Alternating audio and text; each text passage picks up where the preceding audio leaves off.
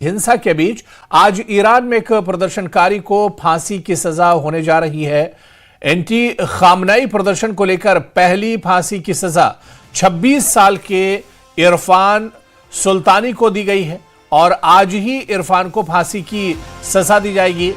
ईरानी प्रशासन इरफान को युद्ध छेड़ने के आरोप में फांसी की सजा देने जा रहा है। तो बड़ी खबर इस वक्त जिस तरह से ईरान में उथल पुथल है, इस बीच बड़ी खबर ईरान में जारी हिंसा के बीच आज ईरान में एक प्रदर्शनकारी को फांसी की सजा होने जा रही है। एंटी खामनेई प्रदर्शन को लेकर पहली फांसी की सजा 26 साल के इरफान सुल्तानी को दी गई है और आज ही इरफान को फांसी की सजा दी जाएगी। ईरानी प्रशासन इरफान को युद्ध छेड़ने के आरोप में फांसी की सजा देने जा रहा है।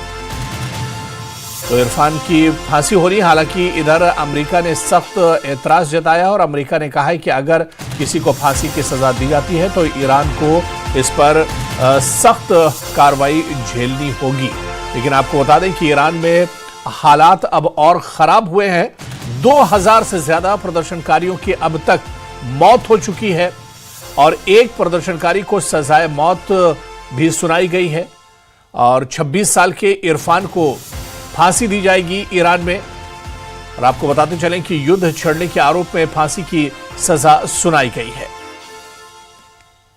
तो ईरान में हालात अब धीरे धीरे और ज्यादा खराब हो गए हैं। तकरीबन तमाम शहरों में अब ये प्रदर्शन तेजी से के साथ फैल रहा है। और इस बीच आपको बता दें कि जो प्रदर्शनकारी हैं, जो एहतजाजी हैं, इनकी 2000 से ज्यादा प्रदर्शनकारियों की अब तक मौत हो चुकी है। और इसके अलावा आपको बता दें कि एक शख्स को, इरफान नाम के एक शख्स को फांसी की सजा सुनाई गई है और आज ईरान में उसे फांसी दी जाएगी। तो युद्ध छेड़ने के आरोप में फांसी की सजा ईरान में सुनाई गई है और ईरान में अब हालात और ज्यादा खराब हुए हैं और आज ही इरफान को फांसी दी जाएगी ईरान में।